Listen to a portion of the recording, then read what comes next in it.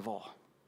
John 15:13 says, greater love has no man than this, that someone lay down his life for his friends.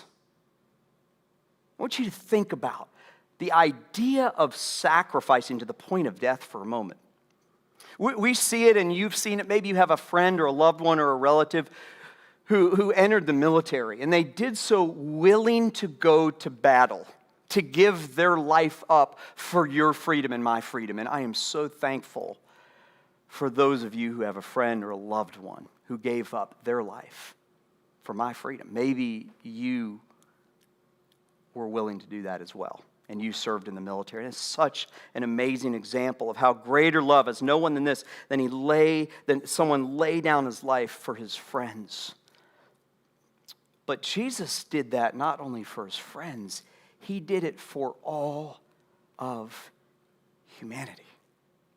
Romans 5:8 says, but God showed his love for us in that while we were still sinners, Christ died for us. Let us not take the self-sacrifice of God's Son, Jesus, too lightly. That is a big deal. That is agape love. It is permanent, and it is the greatest of things.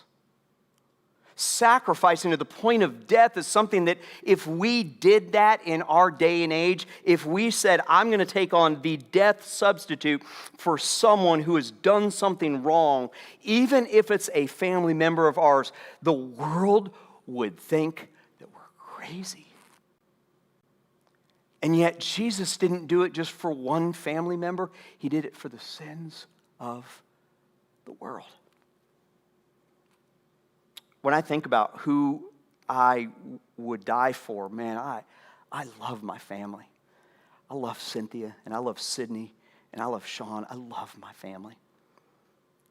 And I would die for my wife. And I would die for my kids some days.